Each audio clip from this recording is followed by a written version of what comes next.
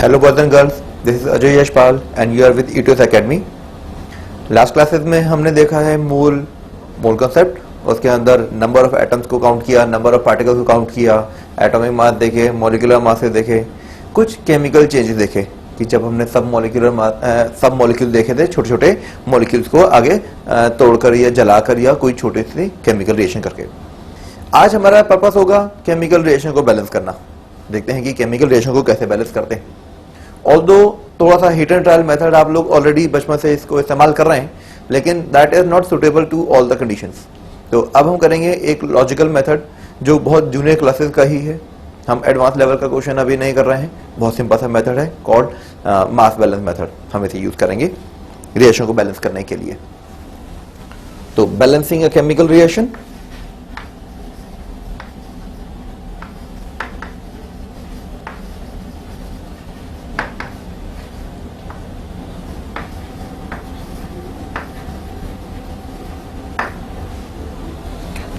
इसमें हम दो मेथड पढ़ेंगे। पहला होगा मास बैलेंस मेथड,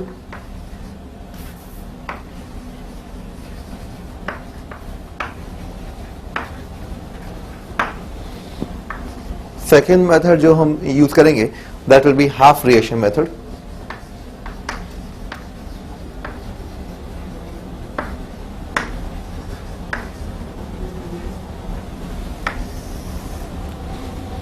ऑलमोस्ट किसी भी तरह की रिएक्शन इनसे बैलेंस हो जाती है। और मास बैलेंस मेथड से तो अगर कोई भी रिएक्शन जिसके कंपोनेंट सभी के सभी मेंशन है या आपको पता है, तो कोई भी रिएक्शन मास बैलेंस मेथड से बैलेंस हो जाएगी, सब्जेक्ट टू कंडीशन आपको माइनर छोटे छोटे मैथमेटिक्स स्टेप्स आते हैं। इसमें हम टोटली मैथ्स को इस्तेमाल करने वाले हैं। हम शुरू करना इनको केमिकल रिएक्शन को बैलेंस करना शुरू करते हैं विद एन एग्जांपल। हमारे पास है ब्यूटेन C4H10। ये ब्यूटेन है जो एलपीजी गैस का कंपोनेंट होता है। हमने इसको जलाया ऑक्सीजन से एंड हमें मिला CO2 and H2O।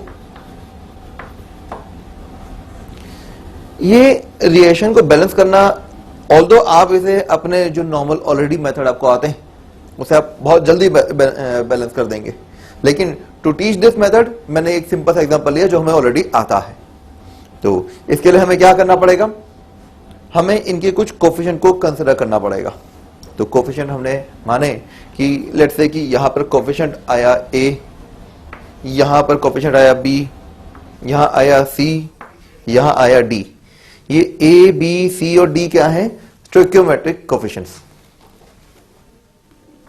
A, B, C, D, these are called stoichiometric coefficients.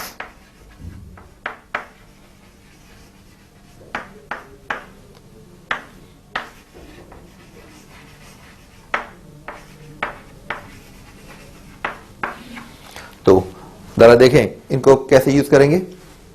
बहुत मुश्किल नहीं है, इसमें हमने कुछ इक्वेशंस बनानी है, मैथमेटिकल इक्वेशंस। उतनी ही इक्वेशन बनेंगी जितने यहां पर एलिमेंट या चार्ज है। हमारे पास कौन कौन से एलिमेंट प्रेजेंट है इसमें? We have carbon, we have hydrogen, we have oxygen. जो लेफ्ट में होंगे ऑब्वियसली वही एलिमेंट राइट में भी होंगे। Carbon, oxygen, hydrogen, oxygen again. तो हमने इसको एलिमेंट वाइज यूज करना है। देखिए, तो पहले हम इसमें इक्वेशन सेटअप करेंगे कार्बन के लिए। इक्वेशन फॉर कार्बन,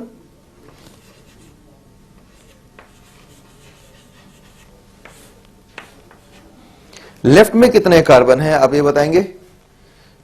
पहले कंपाउंड में है, हाँ है। इसका कोफिशिएंट क्या है? A। कार्बन कितने हैं उसमें? 4। और कार्बन नहीं है इसमें। सेकंड कंपाउंड कौन है? ऑक्सीजन है, उसका कोफिशिएंट है B। कार्बन कितने हैं इसमें? कार्बन नहीं है, तो will put 0। Instead of arrow we put equal to. आप एरो भी यूज कर सकते हैं, लेकिन मैथमेटिक्स में तो हम 0 ये इक्वल टू लगाते हैं, तो ये चलेगा। हम कार्बन बैलेंस कर रहे थे, इसका कोफिशिएंट हमारे पास है C, जिसमें कार्बन है 1। नेक्स्ट इज D, जिसका कोफिशिएंट है, जिसमें कार्बन है 0, तो हम उसके लिखेंगे नहीं। तो वैल्यू क्या बनती है हमारे पास?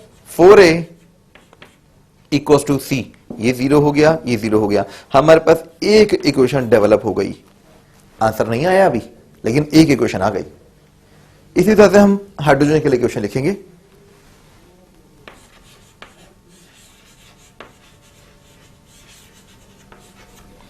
हाइड्रोजन का इसका कोफिशिएंट है A, हाइड्रोजन हमारे पास है 10, हमारे पास अगला है B कोफिशिएंट जिसके अंदर हाइड्रोजन है 0, एरो की जगह इक्वल टू। ये हमारे पास अगला जिसका कोफिशिएंट है C जिसमें हाइड्रोजन है 0, अगला कोफिशिएंट है D जिसमें हाइड्रोजन है 2। तो अगर इसे सिंप्लीफाई करेंगे तो वी गेट 10A, B नहीं आएगा, इक्वल टू C नहीं आया, 2D आया, वी गेट 2 इक्वेशंस। अगर हम बात करें third element which is oxygen, मैं ऊपर लिख देता हूं। ऑक्सीजन के लिए क्या आया, पहले कंपाउंड का कोफिशिएंट है A जिसमें ऑक्सीजन नहीं है, 0 अमाउंट। नेक्स्ट में कोफिशिएंट हमारे पास है B जिसमें 2 ऑक्सीजन है, एरो की जगह इक्वल टू। नेक्स्ट है कोफिशिएंट C जिसके अंदर ऑक्सीजन है 2, नेक्स्ट कोफिशिएंट है D जिसमें ऑक्सीजन है 1। तो हमारे पास बना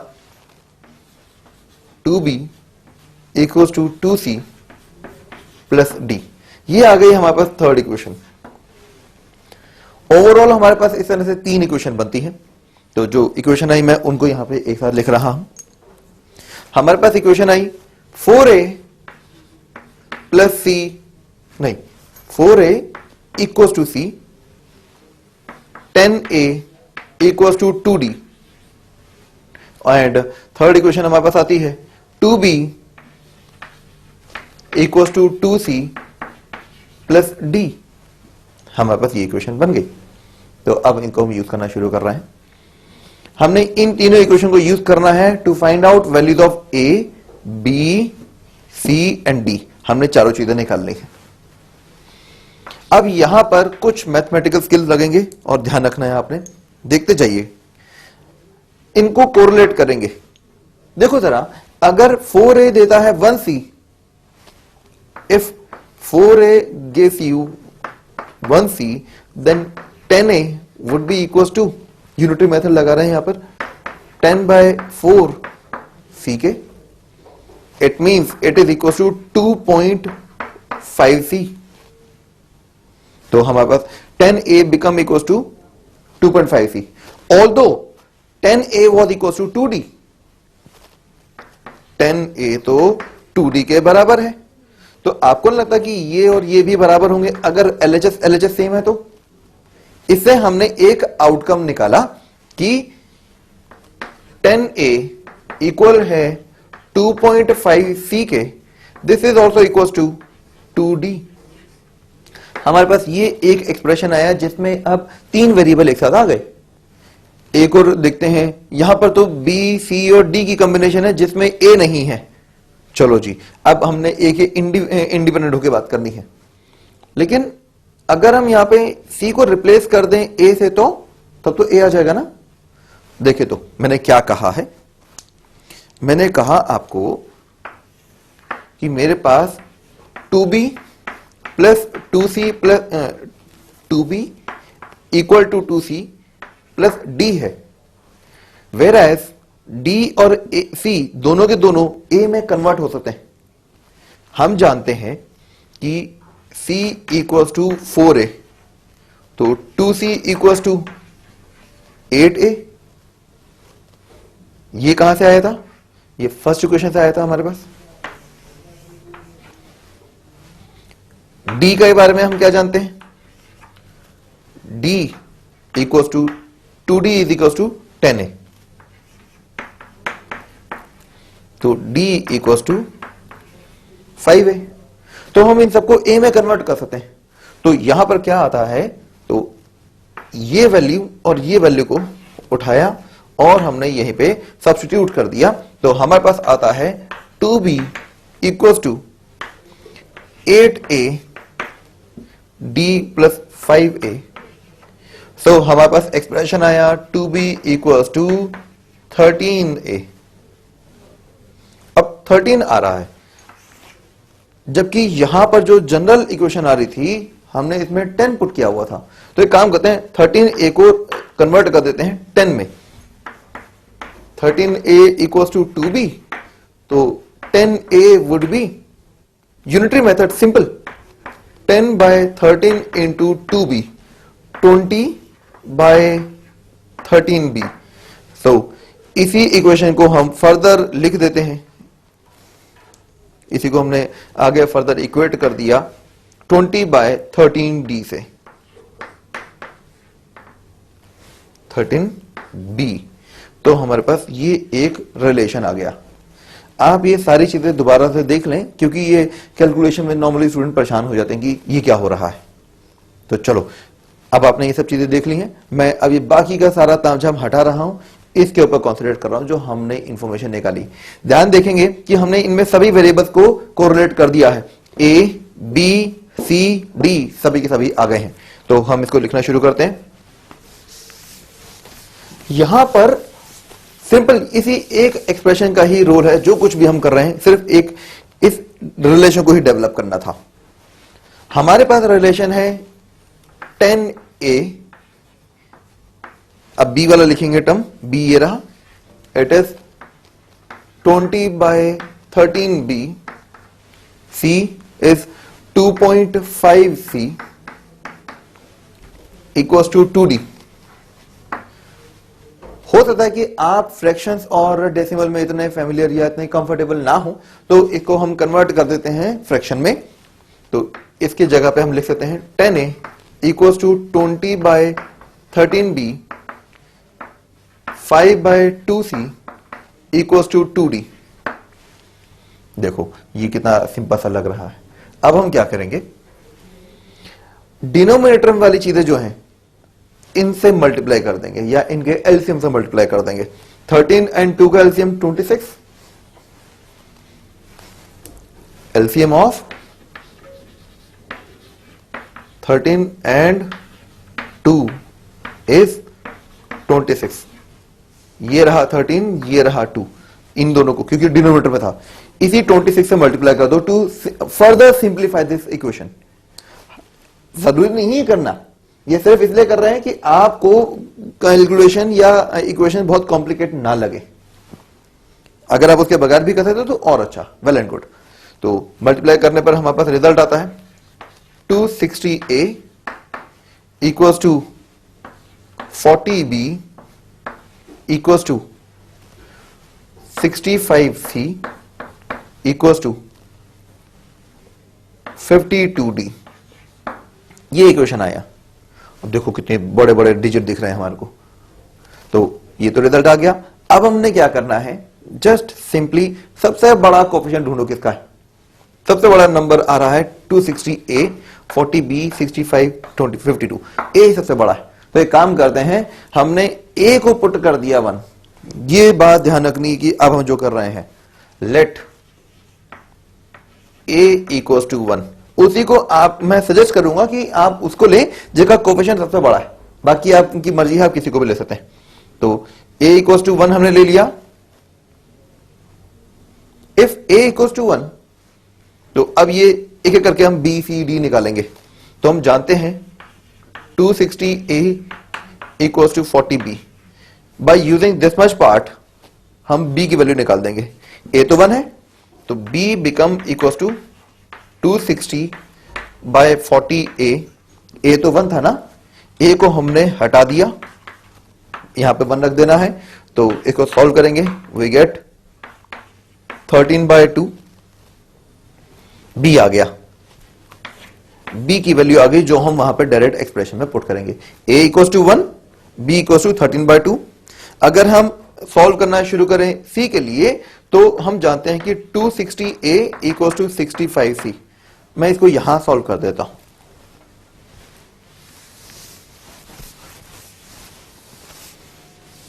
सॉरी, हमारे पास है 260a इक्वल्स टू 65c। हमने a को 1 लिया हुआ है, तो c कितना आता है पहले तो 260 by 65 ए, बाकी इसे आप सिंप्लीफाई करेंगे। ए की जगह पर तो हमने 1 रख देना है, हमारे पास आंसर आता है 260 by 65। रैशनलाइज कर दिया इसको 2 से, तो मेरे को मिला 130 और कैंसिल आउट 2, आई गॉट 4। सी की वैल्यू आ गई 4। प्लीज इसमें परेशान ना हो कि मैंने क्या मैथमेटिकल ऑपरेशन लगाया, ये सिंपल मैंने सिंपल कैलकुलेशन की। आप इसको सिंपली डिवाइड कर सकते थे या फिर कोई भी मैथमेटिकल ऑपरेशन जो आपको सूटेबल हो। तो हमारे पास सी की वैल्यू भी आ गई। अब हमारे पास डी का फ्रैक्शन यूज करना है, that is 52D। 260A equals to 52D। तो D की वैल्यू आती है 260 by 52। इसे सॉल्व करेंगे तो हमारे पास क्या रिजल्ट आएगा, कैसे करें इसको सॉल्व। एक काम करते हैं, 4 से सब्ट्रैक्ट करने की कोशिश करें, डिवाइड 4 से क्यों, 4 इधर 13 से करते हैं तो 20, आई एम गेटिंग 5। तो मेरे पास D की वैल्यू आई 5। अब की बार मैंने रैशनलाइज नहीं किया, मैं सोच वही रहा था कि रैशनलाइज कर दूं, लेकिन डायरेक्ट डिवाइड कर दिया तो D आ गया 5। तो अब हमारे पास इक्वेशन क्या बनी, तो I am giving the final result this time. हमारे पास कोफिशिएंट्स क्या क्या है, A लिया हमने 1, B हमारे पास कितना आया था, B आई गेस 13/2, C आया था हमारे पास 4 एंड D आया था 5। तो हमारे पास इक्वेशन क्या बनती है, तो final equation is C4H10 1 plus O2 कितना है हमारे पास, O2 का कोफिशिएंट है B 13/2 O2 gives you, C है हमारे पास 4 CO2, हमारे पास H2O के कोफिशिएंट है D तो 5H2O। लेकिन again fraction we don't like this, तो हम इसे कन्वर्ट कर देते हैं बाय सिंपल नंबर में, इसे कन्वर्ट कर देंगे by multiplying the whole equation by the denominator. यहां पे डिनोमिनेटर हमारे पास 2 है, तो हमारे पास इक्वेशन बनेगी 2C4H10 13O2 8CO2 10H2O। Although जब आपने बैलेंस किया होगा तब आपसे डायरेक्ट आ गया होगा, लेकिन हमने एक मेथड सीखना था, वो हमने सीखा। अब हम क्या कर रहे हैं, इसी के ऊपर एक और क्वेश्चन करेंगे, देखते हैं कि वो आपसे डायरेक्टली बैलेंस करने से हुआ या नहीं हुआ। हम इक्वेशन लिखेंगे FeS2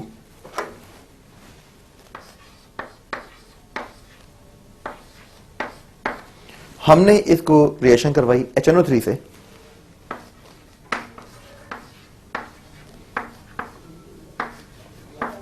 एसिडिक कंडीशन, क्योंकि HNO3 है तो H पॉजिटिव तो आ जाएगा। इसमें बनेगा Fe3 पॉजिटिव SO2 H2O। पहले H2O से पहले हमारे पास बनेगा NO2 और H2O। अब मैं आपको कहूंगा कि आप विदाउट लुकिंग एट दिस मेरे मेथड को, जो हमने अभी मास बैलेंस मेथड देखा, आप नॉर्मल अपना मेथड यूज करें, तब आपसे ये क्वेश्चन सॉल्व नहीं होगा। लेकिन फैक्टर लेवल मेथड या ये मास बैलेंस मेथड जो हम अप्लाई करेंगे, इससे ये क्वेश्चन बहुत आसान हो जाएगा, ऑल्दो बहुत सारी इक्वेशन डेवलप होंगी। देखिए तो हम इनमें कोफिशिएंट क्या क्या लेंगे, सिंपल ABCD करेंगे, A B C D E F G और 3 1 2 3 4 5 6 7 वेरिएबल आए। इक्वेशन भी तो बड़ी थी, जितनी बड़ी इक्वेशन उतने सारे वेरिएबल्स।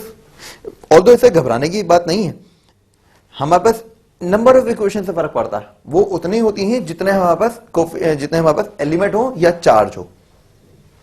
चलो हम इनके लिए इक्वेशन डेवलप करना शुरू करते हैं। अब के बाद मैं डायरेक्ट लिखूंगा तो पहले हम आयरन के लिए लिख रहे हैं, आयरन A इंटू 1A, इसमें आयरन नहीं है तो 0B, इसमें आयरन नहीं है 0C, इसमें आयरन है एक ही है D, एरो की जगह इक्वल टू और D, इसमें आयरन नहीं है, इसमें आयरन नहीं है, इसमें आयरन नहीं है, तो सिंपल सी equation A equals to D। बड़े क्वेश्चन छोटे जवाब, ध्यान रखना इसको। अगला हमारे पास है सल्फर A इंटू 2A, यहां पर सल्फर नहीं है, यहां सल्फर नहीं है, यहां नहीं है, यहां पर है, तो E, इसमें एक ही सल्फर है तो हमने लिख दिया इक्वल्स टू E।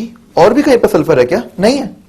ये लो, इक्वेशन सॉल्व होती जा रही है, सामने सामने रिलेशन बन जाएंगे, बहुत सिंपल है। अगला हमारे पास है एलिमेंट हाइड्रोजन।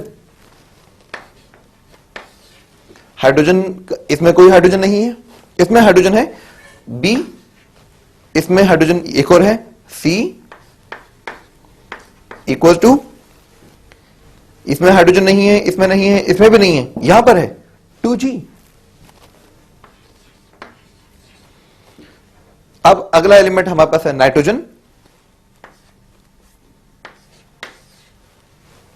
पहले में नाइट्रोजन नहीं है, दूसरे में है, तो B इंटू 1, इसमें नहीं है, यहां नहीं है, एरो आ चुका है, इक्वल टू लगाएंगे। यहां पर नाइट्रोजन नहीं है, यहां नहीं है, यहां पर है, एक है F, और यहां पर नाइट्रोजन नहीं है, तो यहां पर भी हम कुछ नहीं लेंगे, नहीं लेते जी। अगला हमारे पास आ गया ऑक्सीजन। इसमें ऑक्सीजन नहीं है, यहां पर ऑक्सीजन है 3B, यहां ऑक्सीजन नहीं है, एरो आ गया, इक्वालिटी। यहां पर ऑक्सीजन नहीं है, यहां ऑक्सीजन है 2E, यहां ऑक्सीजन है 2F, यहां पर एक ऑक्सीजन है तो G। क्या बस इतनी ही इक्वेशन बनानी थी? नहीं, यहां पर चार्ज भी है, माइंड इट, हमने एक इक्वेशन और बनानी है चार्ज की।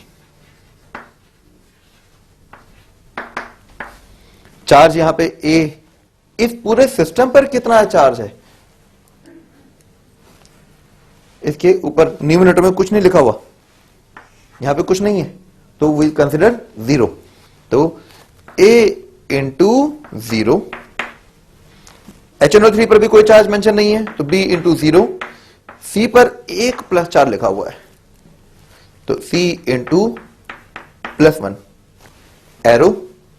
एरो की जगह पर इक्वालिटी, D के ऊपर 3 प्लस लिखा हुआ है, प्लस 3, E में कोई नहीं है, E into 0, F into 0, G into 0, तो हमारे पास इक्वेशन बनती है C इक्वल्स टू 3D। ये रही इक्वेशन। तो बहुत सारी इक्वेशन आ गई, लेकिन घबराने वाली बात नहीं है, तो क्वेश्चन सॉल्व करना शुरू करते हैं। हमारे पास कौन कौन सी इक्वेशन आई, मैं यहां पे इनको जॉट डाउन कर रहा हूं। A equals to D, good. जब भी करें तो ये नहीं कि आप पुराना रेफरेंस लेंगे, if you want to solve this question comfortably, तो आप इन्हीं क्वेश्चन को बार बार लिखेंगे, दोबारा लिखेंगे, जितनी बार लिखेंगे उतने आपको आइडियाज आते जाएंगे, यार इसको ऐसे सॉल्व कर सकते हैं, ऐसे कर लेंगे। तो यहां पर आ गया 2A इक्वल्स टू E। इसका मतलब यह बनता है कि अगर मैं इसको, इसी इक्वेशन को अगर हम लिख देते 2A इक्वल्स टू 2D, तो हमारे पास ये इक्वेशन भी तो आ गया। नेक्स्ट हमारे पास B और F का रिलेशन है, B तो यहां पे है नहीं, अच्छा हमारे पास है B plus C equals to 2G, B plus C equals to 2G। अभी तक कोई इनमें, इनका और का रिलेशन बिल्कुल अलग ही है। B is equals to F, यानी कि F को यहां पे रख सकते हैं, C और F का रिलेशन आ जाएगा। तो इसी से हमने एक इक्वेशन और निकाली, जिसको हम लिख सकते हैं C F plus C equals to 2G। Depend देखेंगे मौका हमें कहां से क्या यूज करना है। अलग इक्वेशन हमारे पास बनती है 3B equals to 2E plus 2F plus 2g plus g। अब क्या करेंगे, b तो f के बराबर है जो हमने यहां से देखा, तो अब मैं इसको सब्स्टिट्यूट कर रहा हूं, यहां लगाया तो I get 3f 2e 2f plus g। f और f कैंसिल हो जाएंगे, मैथमेटिक ऑपरेशन है छोटा सा, f equals to 2e plus g। इतनी भयंकर इक्वेशन, छोटा रिजल्ट, तो हमारे पास आ गया f equals to 2e plus g। और हमारे पास और भी रिलेशन थे, f plus c was 2g।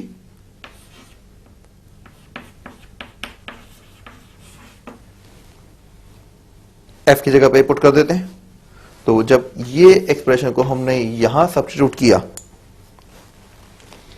तो 2e plus g plus c equals to 2g। g से g कैंसिल आउट, तो 2e plus c equals to g। ये क्वेश्चन आया। ये बहुत सारी क्वेश्चन आती जा रही है, घबराने वाली बात नहीं है, लेकिन क्वेश्चन बड़े आराम से कंफर्टेबल होता जाएगा, सॉल्व करते जाइए। इनको हम कहां लिखते जाते हैं, मैं इस इक्वेशन को भी वहां पर लिख देता हूं। हमारे पास जरा देखेंगे कि ये जो इक्वेशन आती है ये इससे मैच हो रही है। मैं इतना पार्ट रब कर रहा हूं, मेरे पास आया है अभी के अभी 2e plus c equals to g, ये इक्वेशन, और ये इक्वेशन लिखी हुई है 2b plus c equals to 2g। ये तो है, इसका मतलब ये है कि अगर मैं इसको डबल कर दूं, डबल कैसे करेंगे, 2 से मल्टीप्लाई करके, राइट हैंड साइड सेम, तो इन दोनों का लेफ्ट भी तो सेम होगा। हमारे पास आया 4e plus 2c equals to 2b plus c। c से c कैंसिल, हमारे पास आया 4e plus c equals to 2b। अब ये b के साथ कोरिलेट कर दिया हमने इसको, b इक्वल्स टू 2f। यही सिंपल होते चले जाएंगे। अगर हमने इन्हीं दो इक्वेशन में से c हटा दिया होता तो डायरेक्टली b, e और g के रिलेशन आ गए होते। तो इसी तरह से हम इन्हें सॉल्व करते रहेंगे और हमारे पास कुछ फैक्टर्स आएंगे। तो मैं आपको आंसर बता देता हूं कि आपके पास क्या क्या इनके रिस्पॉन्स रिप्लाईज आएंगे। देखिए, तो यहां पर आएगा हमारे पास a इक्वल आएगा 1, यहां आएगा 11, और यहां आएगा 3, और तो यहां पे g आएगा हमारे पास 11 4 14 7, और इसी तरह से यहां पर f हमारे पास आना चाहिए 11, और s हमारे पास आएगा 2, d आएगा 1। तो आप ये सब चीजें यूज करेंगे तो दीज आर द आंसर्स जो नई क्वेश्चन को यूज करके आएगा।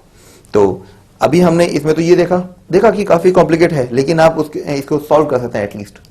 तो कोई भी रिलेशन इसी मेथड से बैलेंस हो जाएगी।